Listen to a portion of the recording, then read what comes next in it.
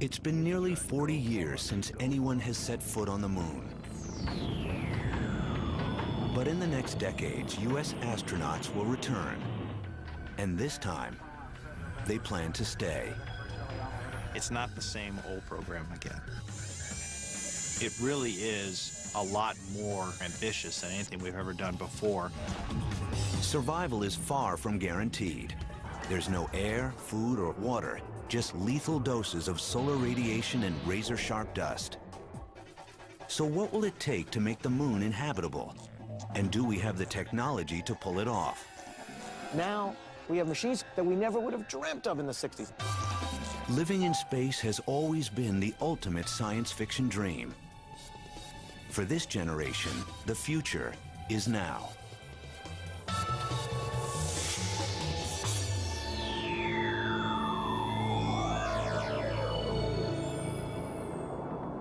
It is one of the great adventures of our time, a life in space, and it's coming fast.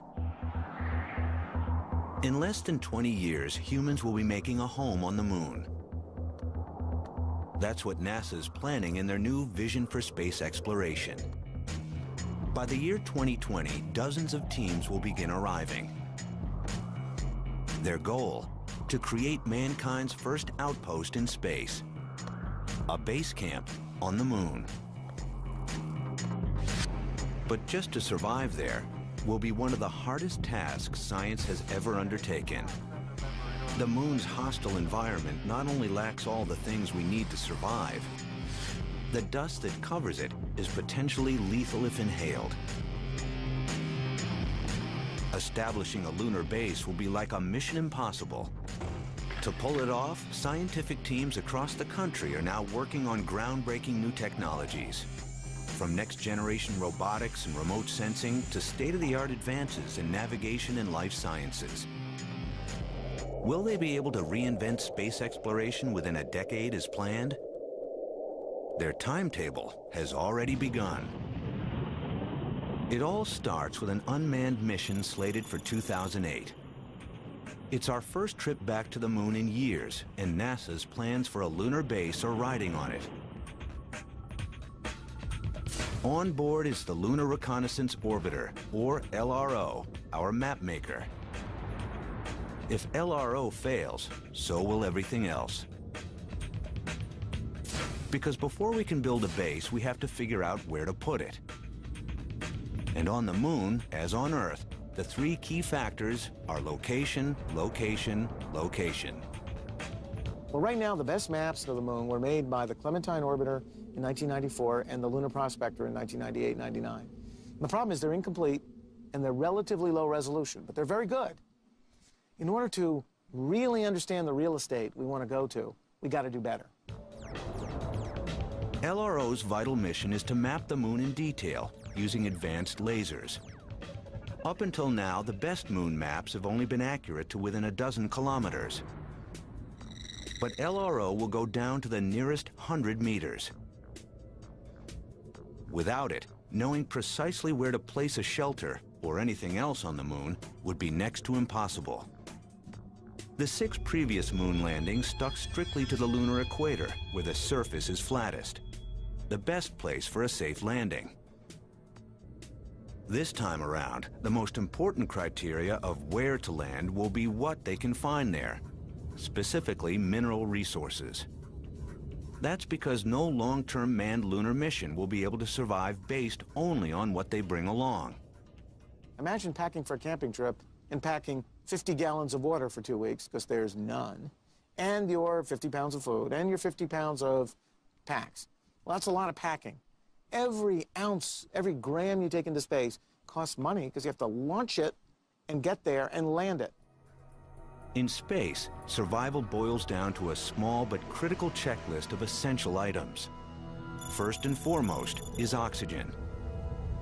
Oxygen is not only crucial for breathing, but it's the primary ingredient in rocket fuel. NASA teams will first need to know where the oxygen-rich rocks are located, even before they devise a way to extract it. To find these minerals from 250,000 miles away, researchers at the Goddard Space Center in Maryland have come up with a novel solution: the Hubble Space Telescope. For over 15 years, Hubble has wowed the world with deep glimpses into far-off galaxies. Now the telescope turns its gaze a little closer to home. Because what it can do amazingly well is tell Chief Scientist James Garvin where key mineral resources will be found. Hubble's exquisite ultraviolet vision that we need to map galaxies applied to the moon, we can ask, where are there resources rich in oxygen that we may be able to identify on the moon and learn to use to live off the land? Now, here's something really cool. This is our best map of the distribution of the highest oxygen-bearing soils on the moon.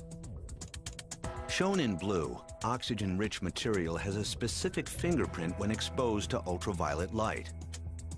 And it turns out, because Hubble sees so well in this ultraviolet part of the spectrum that our eyes don't see, we can use it as a fingerprint finder on another planetary surface.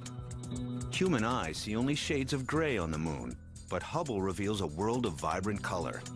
Using the color fingerprint from previous lunar landing sites as a key, scientists can locate pockets of oxygen-rich rocks.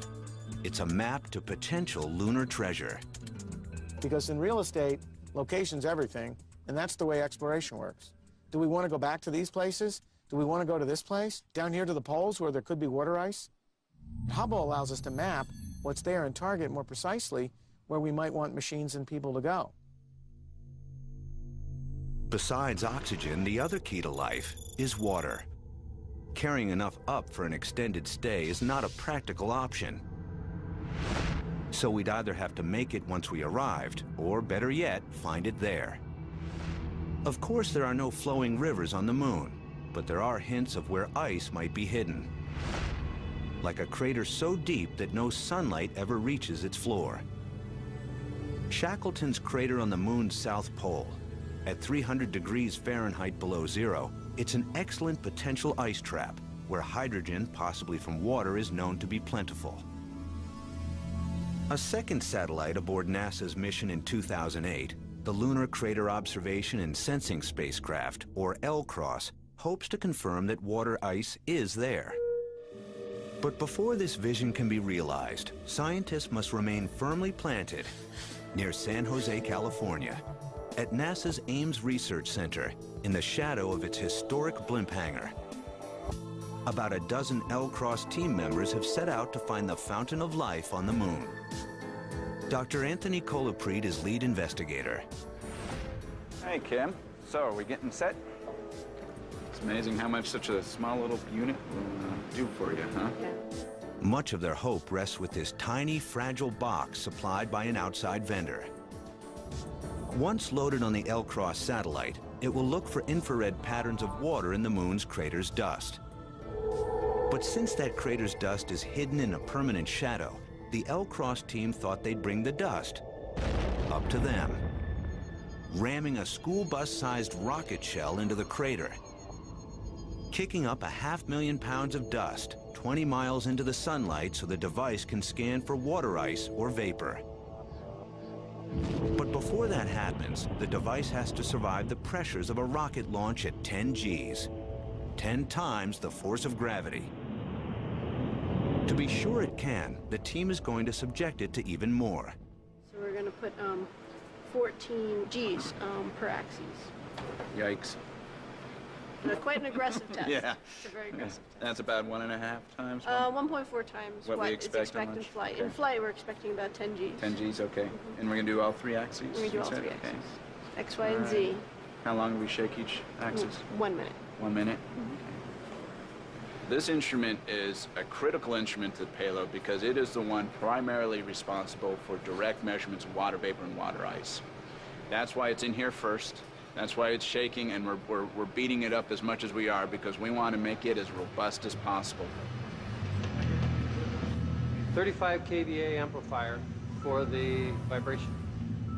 Simulating a rocket launch 14 times the pull of gravity, the amplifier will generate an intense series of tiny, violent vibrations. Rattling the small box bolted onto the table, The vibrations will be nearly 1.5 times as extreme as the launch itself in 2008. Solid little instrument. We'll see though, once we shake it real good, we check the calibration, we'll learn a lot how much we need to strengthen it. So this is a really good, quick initial development test that will help us out. The team can't take any chances. This instrument is too important to the mission. They must make sure it can survive the long journey, because it will have only the smallest window of time to function. Once the satellite reaches its destination, 2 years of planning will come down to just 10 minutes. That's all the time the device will have to detect water and transmit back to Houston. Plunging through the cloud will give it the best chance to complete its mission. But once it begins its descent, there's no turning back. And if the small box malfunctions during that time, its opportunity to detect water will be lost. The satellite will have no power to curtail its trajectory into the moon. 1 minute. To the naked eye, the test barely seems to shake the device at all. But inside, it's being pounded with thousands of tiny vibrations, each the equivalent of a roller coaster. Kind of a long minute. I mean, Yeah. Find out. They hope for the best. I thought I heard something rattle. you heard something? Yep. But they soon realize they've got a problem. The outside vendor's device has failed its initial vibration test. We wanted to see how robust it was to a rocket flight. It's not very robust, apparently. And what they're going to do is open it up, look at the optical design, see what came loose and why, and then reinforce it. Now the situation is more urgent than ever. They've got less than 12 months before final design, and one of their primary tools to find water is going back to the drawing board. What other tools will NASA have in case this one doesn't make it? All right. Spin up the drill. The answer may lie in some cutting-edge robotics that are being developed nearly halfway across the country. Because if the humans don't have the answers, perhaps the humanoids will.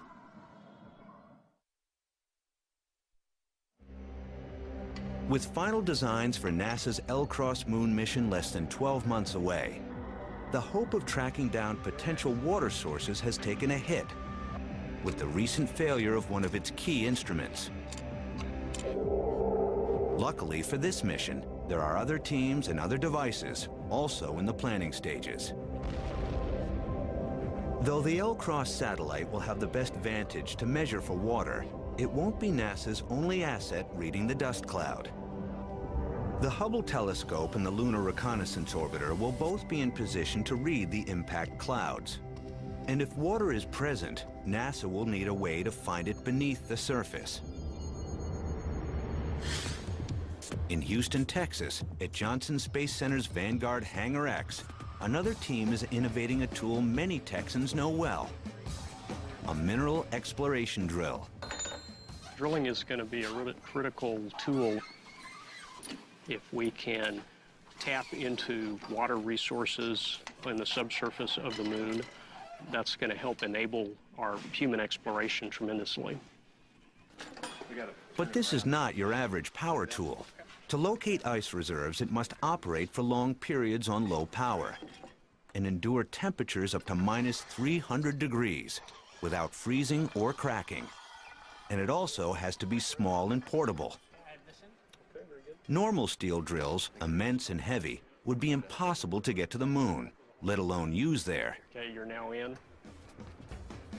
NASA's exploration drill is slim, cast from light alloys to reduce flight weight and fuel consumption. But is it strong enough to stand up to the moon's extreme environment and penetrate its frozen surface? Wouldn't it be great if we were sitting in a control room on Earth watching this drill on the moon? Yeah. To test it against the cold, the team drills ice in the lab's sub-zero chamber. What's your advance rate? Right now we're advancing at 10 inches per hour. Okay, that's great. They must press gradually. Too quick and they could snap the bit. Looks like it's drilling well. You can see the cuttings arguing up out of the hole. We can drill ice pretty quick compared to some of the rocks we drill. The team now feels ready to test the tool under more extreme conditions. Nunavut, Canada. 2,300 miles north of Houston, the team travels to one of the coldest places on Earth, the Arctic, just a few hundred miles from the North Pole. At minus 40 degrees Fahrenheit, it's not quite as cold as the moon, but it sort of feels like it. This journey to the Arctic will be the ultimate field challenge for the crew and their drill.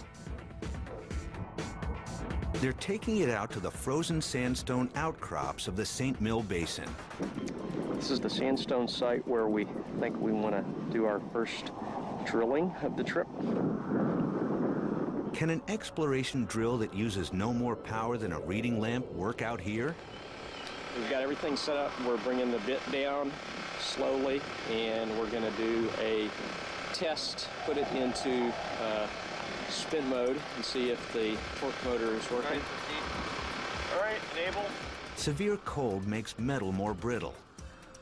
So the team must test if the drill can retrieve a core sample without cracking. Mike, we're about 30 pounds an ounce for us. Auger torque is 3.1 amps, so we're around the 45 inch-pounds. For 30 straight minutes, the tool bores almost a foot into rock in sub-freezing temperatures. The drill doesn't crack. Now they have to see what it's achieved. Yeah. So here's our first core sandstone in the Arctic. And it's a pretty clean break. It's a good first step, but eventually the team will have to certify the tool can drill deeper, for longer, and in temperatures not found naturally on Earth. Scientists hope their extreme efforts will pay off for lunar settlers in the next decade. But NASA also knows there will be some places simply too cold, too inhospitable to send astronauts to drill. That's why they have another plan in the works to secure potential water ice or other resources from the moon itself. Advanced robots are now being developed to work in regions too hostile for humans. One team is working on the problem. In Denver, Colorado, at Lockheed Martin's Spacecraft Technology Development Lab. Here, scientists are developing a new breed of robots, rugged excavation prototypes to endure harsh environments for long periods. On the moon, machines extracting resources will play a vital role. They could mean the difference between life and death. Breakdowns would be more than just inconvenient. For starters, robots would need to endure a 600-degree range in temperature without lubricants in a dusty environment. And that's the easy part. The real complexity involves the timing and really the self-location aspects. This robot has to know where he is in relationship to the lander and to the spot it wants to dig. It has to know what hazards are in the way, and then it has to make the decisions to get there by itself. That technology is being developed, but it's not entirely perfected yet. Though smart sensory feedback and self-correction are advanced robot brain behaviors, the real sci-fi dream would be to deploy robots with human capabilities. That's where NASA's Robonaut comes in. Like something out of Star Wars, Robonaut is a virtual humanoid. Robonaut solves the problem of sensory feedback by utilizing human brains. It can be controlled by an astronaut from the safety of a capsule or from thousands of miles away on Earth. Originally designed to work outside of the space station and shuttle, Robonaut can also work in tandem with astronauts as an assistant in maintaining equipment, finishing repairs, and completing repetitive tasks. Robonaut really will be able to go where no man has gone before. Through a stereoscopic virtual reality screen and movement sensors that position its head and arms, the robot can see and manipulate tools as its operator does. Also equipped with LEDs for night work, darkness won't limit activity. Robonaut is an innovation only dreamt of half a century earlier, before any man or robot had been to the moon.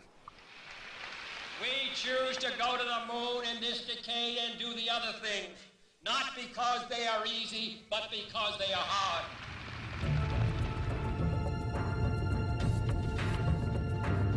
In July of 1969, just 7 years after President Kennedy's speech, NASA and Apollo 11 met his impossible challenge.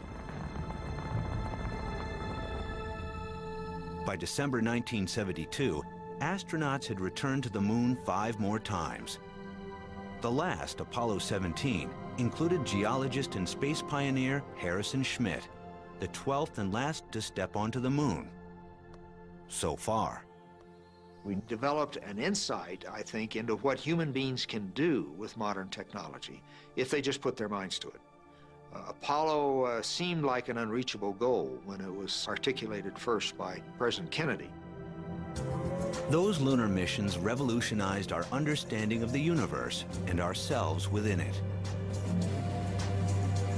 This valley of history has seen mankind complete its first evolutionary steps into the universe. It's not often that you can foretell history, but I think we can in this case.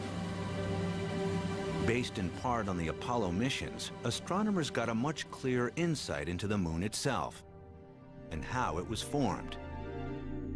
Most believe the moon began as part of the Earth, torn off in a terrible collision. Very early in Earth's formation, planetoids, something the size of current-day Mars, impacted the Earth and splashed off a large portion of the Earth. That splash would have been vapor and molten rock that eventually orbited the Earth, cooled down, and coalesced gravitationally into what is now the moon. There's a lot of evidence for this that we see in the moon.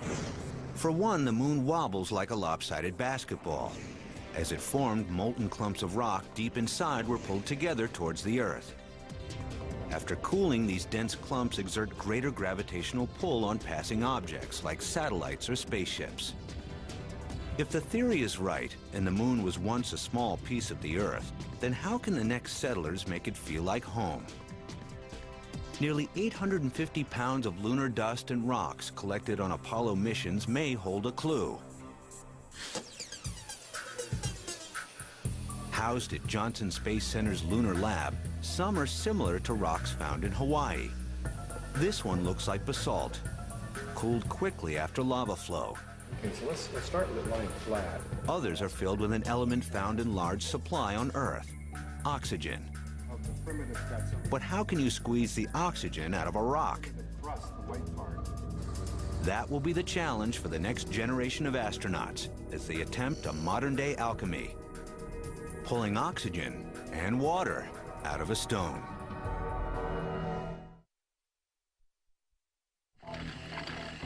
Oxygen and water will be keys to survival on the moon. But no one's sure they'll be able to find water in the dust. If NASA fails to find it, researchers are developing a remarkable new method to make water from the dust itself.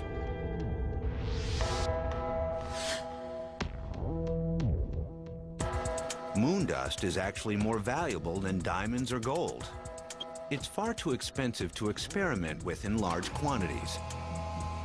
So here at the Colorado School of Mines, technicians create a substitute known as lunar simulant. They take volcanic rocks, the closest thing to moon rocks on Earth, and they crush them. Then they remove any organic compounds. Once pulverized and cleaned, the lunar simulant is shipped to labs across the country, like Lockheed Martin's in Colorado.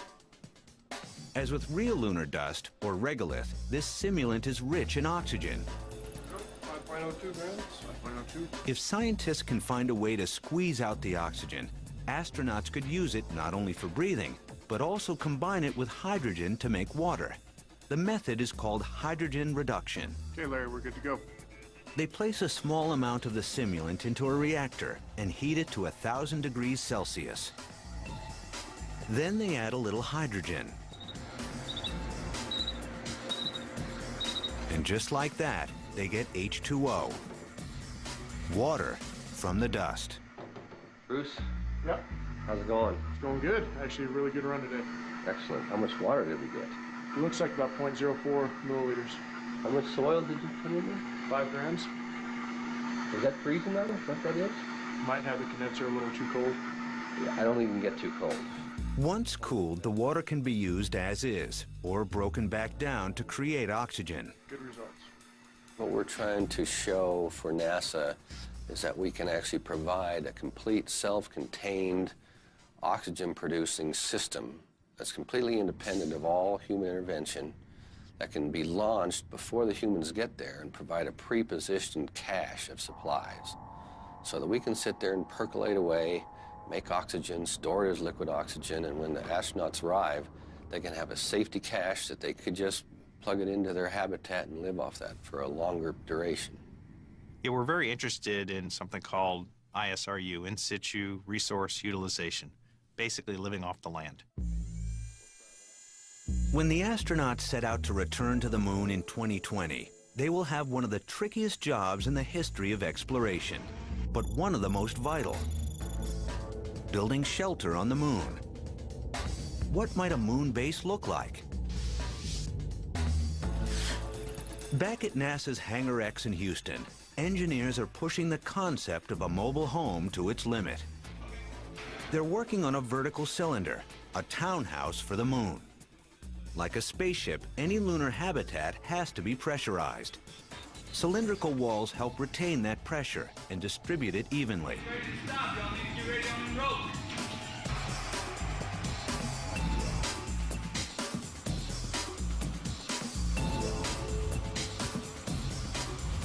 Air pressure is just one of dozens of factors that Chief Habitat Architect Chris Kennedy and his team have to consider. And where are we at with the emergency lighting?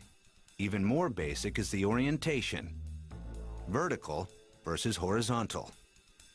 It's much easier to land a vertical habitat on the moon, though a horizontal habitat offers more flexibility of use.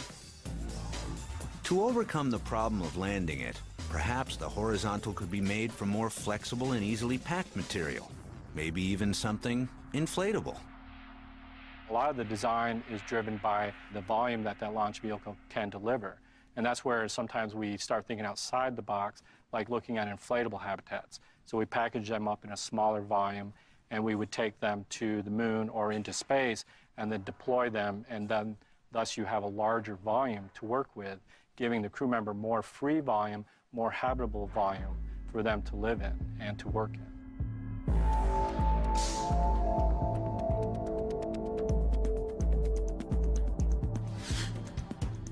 What would it feel like to live in one of these habitats for an extended time? What would make the perfect home on the moon? To find out, NASA's designers asked someone who's lived in space, astronaut Mario Runco. This was great to provoke a discussion, to get people thinking about, is this right, is it not? Is the crew quarters large enough? Because if you have it on a drawing, oftentimes you don't get the concept of how spacious or small it is, but when you actually have it physically laid out, you can say, well, this will work or this won't. We didn't want to go too far down the road with our design ideas and such, so we didn't build it out of aluminum and steel. We outfitted the whole place in just this cardboard foam core. The habitat was designed around 4 crew members.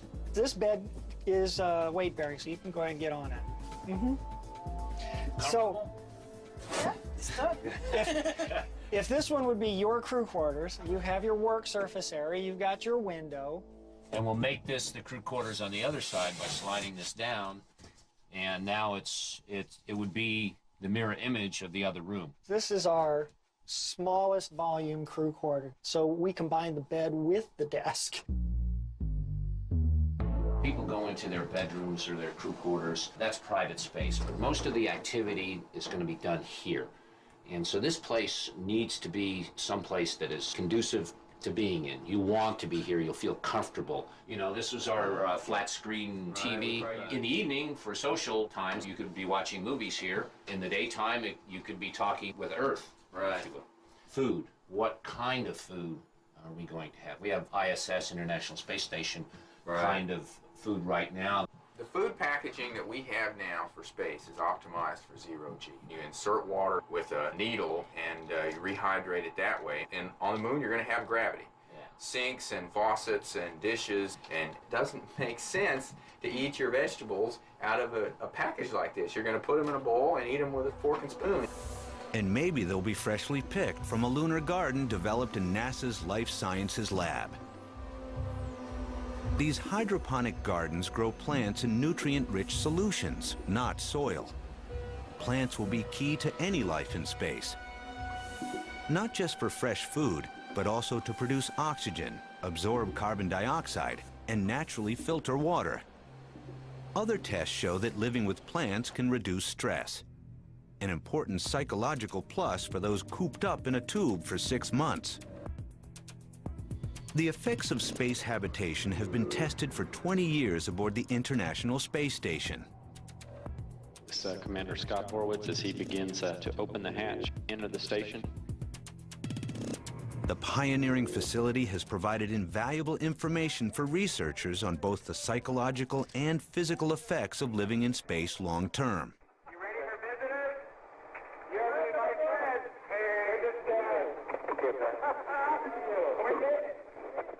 If we want to operate on the moon for extended periods of time and get the most value for those missions, we're going to have to learn how those people are going to be able to operate for 1, 2, 3, 4, 6 months at a time on the lunar surface.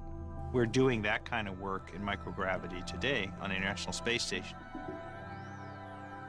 That experience has taught NASA that even astronauts in peak physical condition can have problems. Life in space takes a toll on the body. With little gravity pushing on them, their muscles atrophy and bones can shrink. Only the most rigorous exercise programs can help combat those effects. Kidney stones can also occur since gravity is not there to help organs flush solids out. And when real medical emergencies pop up, that's when things get serious. There will be no 911 responders on the moon. On a shuttle or the station, you can get a crew member back within a day or so. But going to the moon, you know, you have at least a 2 or 3 day transit time in between there, so you want to think differently about your medical care. Eye trauma from caustic lunar dust is also a serious hazard. Having advanced diagnostic tools to find it quickly will be imperative. Ultrasound equipment is lightweight and portable. And we'll go ahead and put gel on the probe. It creates images from sound waves bouncing off internal organs and bones. Astronauts will use the device as surrogate eyes for medical specialists to diagnose the crew from Earth. Okay, I got it. And now, could you move the probe as close to the nose as possible? That's excellent. Detecting a condition before it gets critical could save the patient's sight. I see you did that. Thank you very much. Now, let's focus on the image, please. With a timely diagnosis, doctors will have the option to perform remote, non-invasive surgery. That's an excellent image, actually. Thank you, Shan. Or recommend a 2-day journey back to a hospital on Earth if the crew member is critical. Emergency or not, NASA will monitor the astronauts' health round the clock. Because when living in an environment as deadly as the moon, bad things can happen fast. Ultrasound and remote surgery can do little against the most serious health threat faced by astronauts living on the moon. A threat that'll be all around them: killer dust. In little more than a decade, NASA will send 4 astronauts to live for a week in the most hostile environment ever faced by man: the moon. The lack of water and oxygen will be just the beginning. Even the ground they walk on there will be dangerous. The moon's dust may yield minerals, but it has a dark side. Lunar dust is as sharp as glass shards, piercing as needles. Okay, today we got a dusty corner off here, and we are filthy. It clings to everything, and it's potentially deadly. Lunar dust is really nasty stuff. If you look under a microscope, it looks like shiny little knives. Very, very sharp and pointy. It's literally been beaten into that wicked shape. For billions of years, meteors have bombarded the moon, cratering its face and pounding surface rocks into ever smaller pieces. Senior scientist Linda Watts explains. The rock is about 4.3 billion years old, and when it was sitting on the moon, it got zapped, and these little pits are glass-lined craters from particles that actually come in at great amount of speed and hit the rock and vaporize themselves. Any planet without an atmosphere, you develop this very fine-grained, commutated material that we call the regolith. It is primarily the result of very small meteorites. They're the ones that do most of the glassification, if you will, of the soil. Now imagine breathing that ground glass-like dust into your lungs. Imagine the damage it could do. It's like silicosis on Earth, the lethal disease that kills coal miners and stonemasons who breathe in shards of rock. I have never seen anything like this before. It was avoidable visiting the moon for a few hours, but how will engineers protect astronauts on longer stays? One answer, a mudroom in the lunar habitat. I guess there would be a grate here, you know, for if I'm going to have some tools to clean off. Open floor grating. And then it would drop back down to the surface. And of course, we'd move back inside and seal this up. All right, and then now that we're sealed in here, now we can repressurize. Of course, once you're in this part of the airlock, it'll be cramped when you're wearing your suits, but the first task will be to take the suits off, and they'll still be dusty. There'll still be a lot of dust in here. There'll be arrangements in here, some kind of air filtration system to collect the stuff and make sure you don't breathe it in.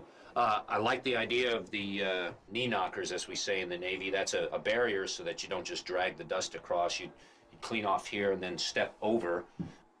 Okay, we put this hygiene compartment here right next to the airlock so that it would be immediately available to crew members. If you need a little water to finish your cleanup, it's right here. Okay, that's real good, and especially after being outside for 8 or 10 hours, you're probably going to want these facilities First pretty thing you want to do when you get your suit off is to go to the restroom, probably. Beyond the airlock, the best way to protect the men and women heading back to the moon is to build a better spacesuit.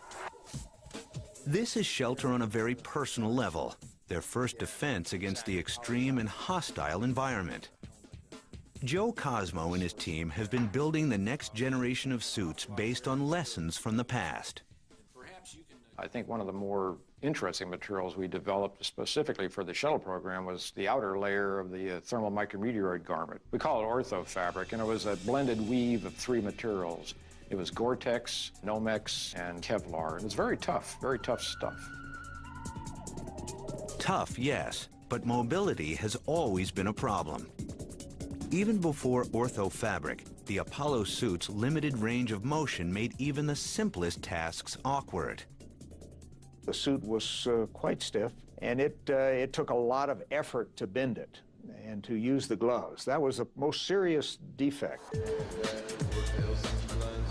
An entry hatch similar to a spaceship's could make dressing a snap. Heels feel okay? Yep. Reduced gravity, of course, you can essentially float into it. Close the hatch and secure it, and basically you're in your suit ready to go. The helmet's on and locked. Okay.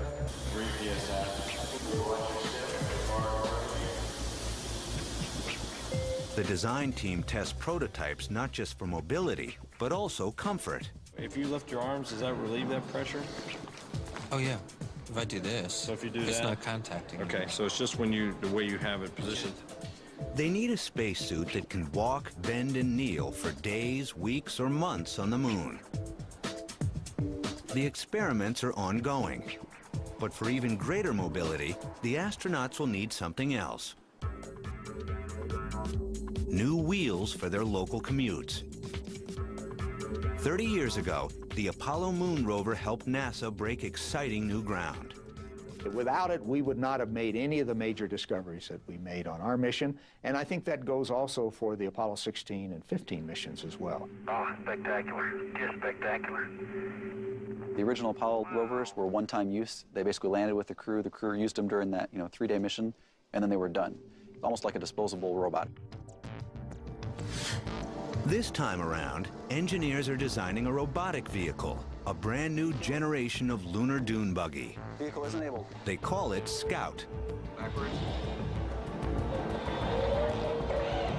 As each new crew arrives on the moon, Scout will be standing by, ready to go. Forward, reverse, left, and right. All right, we're ready to go. Disabling brakes, disabling commanding. Let's bring it down. Coming down. Unlike most cars on Earth, this one-of-a-kind $600,000 vehicle is built to last. Even if they don't land at exactly the same site next time, you could also send the robot to go drive to the next location. So you don't have to keep sending them every time. All right, Jeff, when I get to the field, I'm going to head for waypoint 1. We'll sequence through waypoint 1, then to 2, over. Scout runs circles around the old rover. It has touchscreen computers and built-in navigation. 3 meters. Roger that, Jeff. We should be at waypoint 1 now. All right, vehicle's enabled. Powering the motors. Releasing brake. Max motor temp's about 41 degrees, so we're still in a good range. Roger that. Moving to 2. Scout can hold 2 people, travel 9 miles per hour, and carry over a ton of equipment. Vehicle has arrived at waypoint 2. Roger that. I confirm a successful track. The rover can also be driven remotely by voice commands. Motion stop. We also have added autonomous driving, where you can tell the vehicle, drive to this crater or drive home, and that's all you have to tell it. It knows enough to guide itself back safely. Scout's eyes are 2 cameras mounted in front. With depth perception, its computer analyzes distance in real time. All right, going forward again. When a person moves in front of the vehicle, Scout tags along at a safe distance. If you're out working on rocks or doing things, it'll follow you sort of like a little puppy following you around. So when you get done with your work, you don't have to walk back to wherever you started to get back on your car. The car's followed you the whole way. And if no astronauts are nearby, robotic steering can be done through a navigation system known as ACES. From terrain to temperature, ACES creates an enhanced virtual landscape. ACES for Rob. All right, Jeff, all the motors are powered, and as soon as you give me the word, I'll enable the vehicle and you can drive it to waypoint 1.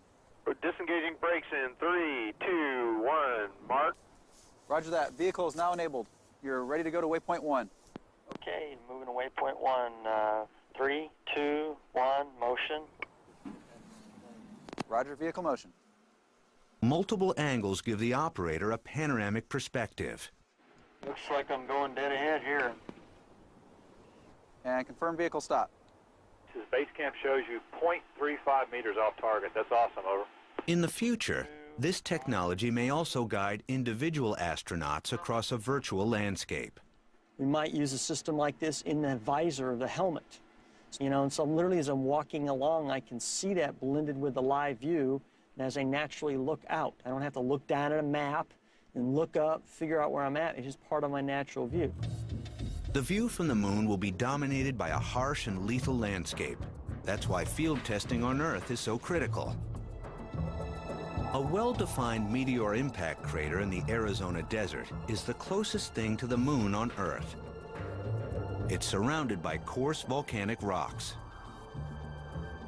It has some fairly sharp rocks and fairly good slopes, so it gives us an idea of how rough a surface might be, and also gives us some idea of what kind of mobility we might need for our spacesuits, as well as how the robotic vehicle would operate on a terrain such as this.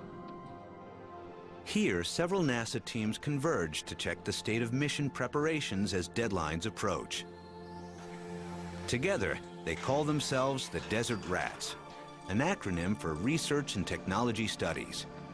Now, at last, theory meets reality. It's either in or it's out. Today, the Rats are making a dry run of a moonwalk, a test of spacesuit, rover, and navigation systems combined. You are right here. The green here, command enabled. If that is green, it means that you can send commands from this machine to anywhere else, okay? Now remember, the other thing is always, this is the first and last button you're always going to hit. You're always going to hit that first before you do anything else. This is a listen hitting, so hit it first. In reverse, you pull backwards, you move backwards. If you push forward, you stop. The teams must confirm the equipment stands up to the desert's punishing temperatures and rough, dusty terrain. With each suit weighing in at 200 pounds on Earth, dressing takes some time. Ultimately, the men, the suits, and the equipment must all work in unison. In just a few short years, this technology will become part of the greatest adventure of our age. The 21st century's mission to the moon. Am I driving? The risks are huge. The potential rewards of mineral resources and a lunar colony, even bigger. It's a big moon. Someone has to explore it. Someone has to learn to use it to go beyond. And we can learn about ourselves by going there, and then we can go to the harder places. The thing that's going to make it exciting is when people actually see us build these large rockets and start beaming back pictures of people working on the lunar surface again and realize that they're getting ready to go to Mars. It will not be easy, but few things worth doing are. 40 years later, the statement is, well, if you can send a man to the moon, you can do anything. Is still true today. I mean, people relate that ability to greatness. 40 years from now, how will mankind measure greatness? For a generation living in space, the future is boundless.